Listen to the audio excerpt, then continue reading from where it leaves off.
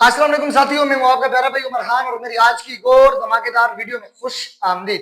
प्यारे दोस्तों, क्या आप लोग जानते हैं कि हर 5 साल बाद पाकिस्तान किसी न किसी बड़ी आजमाइश से क्यों गुजरता है?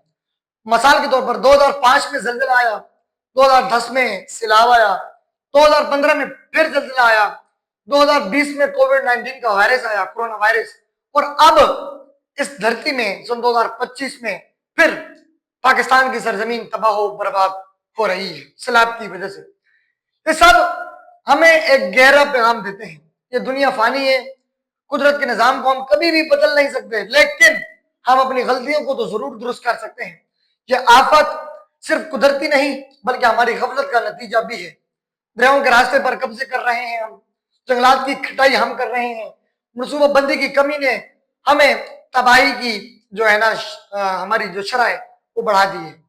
साथियों, ये आजमाइशें हमें जगाने के लिए हैं ताकि हम अपने रब की तरफ, हम अपने खुदा की तरफ रुजू करें, जमीन की हिफाजत करें और आने वाली नस्लों के लिए महफूज मुस्तकिल बनाएं। साथियों, यही वो वक्त है हम कुदरत को दुश्मन नहीं बल्कि उस्ताद समझें, अपना सबक समझें, और इस सबक से हमें जो है ना बहुत कुछ सीखना चाहिए। आज हमारे हुक्मरानों को और आज दफातर में बैठे तमाम अफसरानों को ये सोचना चाहिए कि जंगलात की कटाई क्यों हो रही है मुल्क के अंदर, क्यों मुल्क के अंदर डैम्स नहीं बनाए गए। अगर आज हमारे मुल्क के अंदर डैम्स होते तो हमारी ये हालत ना होती।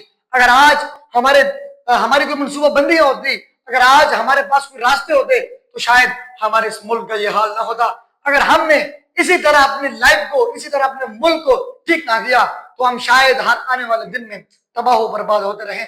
आज लाहौर डूब गया है, कल पिंडी डूब जाएगा, परसों पिशावर डूब जाएगा, उससे अगले दिन सिंध पूरा डूब जाएगा, फिर एक दिन ऐसा आएगा कि पूरा पाकिस्तान तबाह बर्बाद हो जाएगा।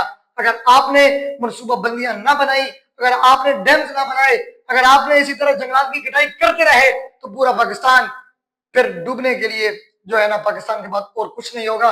तो काइंडली मेरी तमाम हुकूमत वक्त से गुजारिश है, काइंडली मेरी आपसे गुजारिश है, इस बात को संजीदगी से लें, इस बात को सोचें कि अगर मुल्क के अंदर कोई निजाम ठीक नहीं होगा, मुल्क के अंदर नहर निजाम ठीक नहीं होगा, मुल्क के अंदर पानी का निजाम ठीक नहीं होगा, तो हम कभी भी इस मुल्क के अंदर आगे नहीं बढ़ पाएंगे।